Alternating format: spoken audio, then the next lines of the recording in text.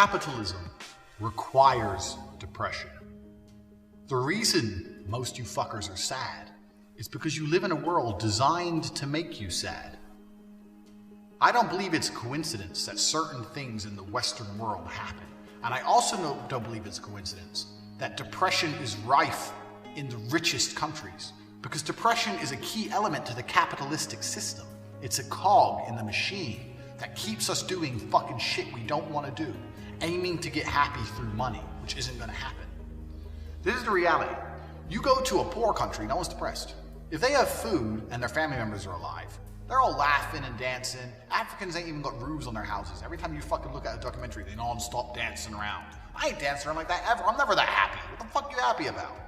Whereas here, we're all miserable. And the reason we're miserable is because society makes us miserable. Because if you make us miserable, especially men, if you make men miserable, then they think, fuck, my life's shit. The only way to make my life better is if I get lots of cash. If I get cash, I become important. If I get cash, I become free.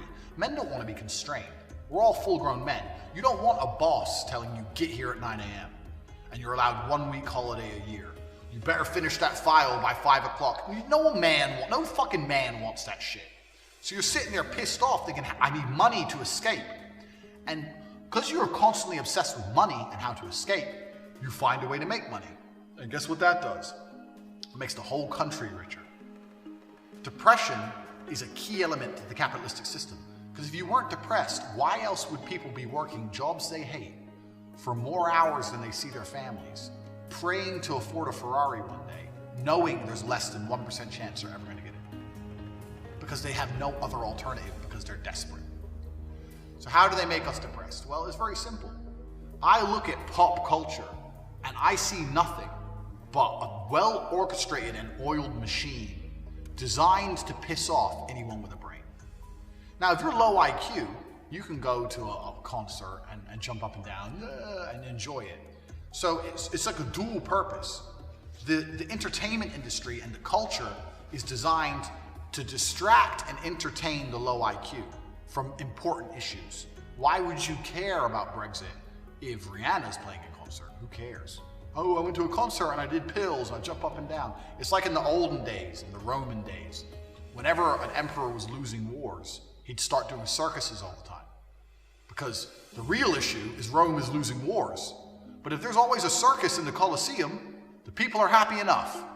And that's the reality of entertainment culture. Distract the people, distract them from the reality, distract them from the fact that we take all their money, distract them from the fact that jobs are getting worse and wages are going down, distract them from the fact that our borders are open and fucking refugees are turning up and killing people, distract them from the fact that in the 1950s, a single man with unskilled labor could support an entire family and buy a car and a house, and nowadays both parents are working and the kids are being raised by daycare and you're still broke.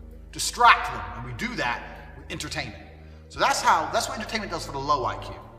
And for the high IQ people, which are the people you need as a country, you need high IQ people out there making money. It's the high IQ people who are going to find a way to make money, invent something, start a business, da-da-da. So how do you inspire them to do so? Well, what you do is you get a fucking moron like Rihanna or some fucking idiot like Takeshi69 or whoever he is with tattoos on his face. And you give them the best life ever. Because that makes people like you and me sit there and go, I'm fucking struggling to pay my bills.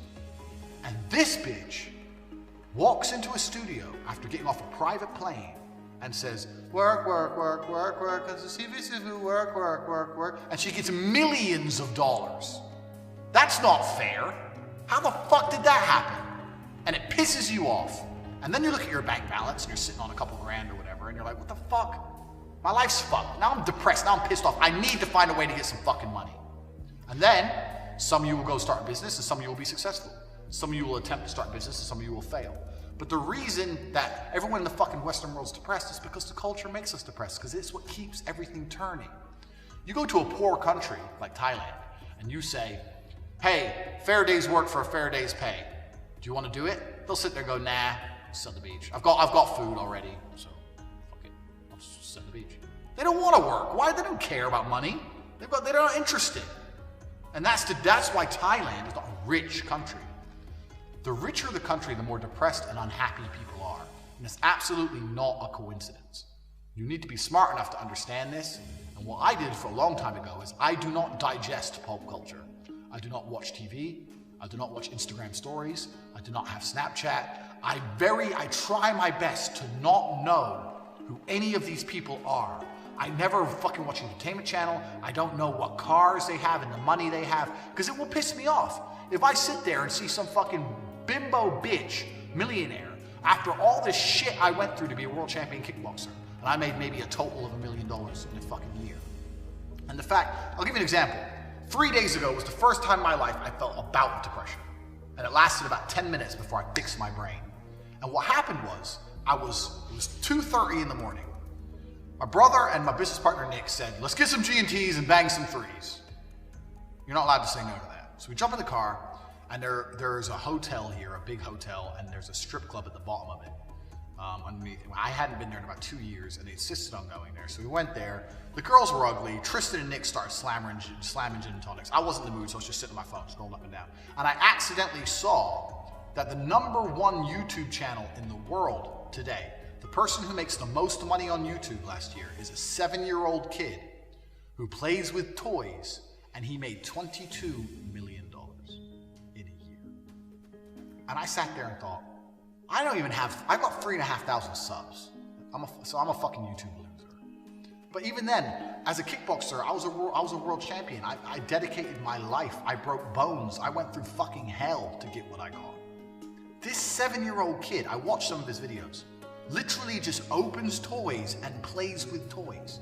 And he has $22 million in a year. And it pissed me off. It depressed me. I thought I was rich for a while. I'm sitting on 6 million, for let's say, more than you. And I thought, I got Lambo, I got good houses, my life's good. 22 million a year? I was like, what the fuck? And this is why I don't process pulp culture, because it's only gonna piss you off. Yeah, you can use it to motivate you, that's fine. But I don't wanna be unhappy anymore. I spent enough of my years broken unhappy. I don't wanna be unhappy. And that's what pop culture does. I don't watch TV, I don't watch Instagram stories, I don't fucking check anything. I don't look at my Facebook feed, I've cut it all out of my life. Because when I was scrolling through Facebook, I accidentally saw that little fuck and his 22 mil, and I haven't been that pissed off in years. In the description below, you'll see a link to CobraTate.com. This website has a full range of digital courses that can improve your life significantly. Not only do we have information on how to obtain and retain women, how to improve your physical fitness, how to improve your body language, we also have information on how to make more money and live a more fulfilled life. On top of this, we also have the War Room, which is a subscription service that allows you to have access to other like-minded individuals around the world. With over 100 people already in the War Room, you have access to a pool of talents which can ensure that you make as much money as possible, as quickly as possible. If you have any further questions on any of the courses, there's an individual video next to each one on the sales page. It's time to improve your life.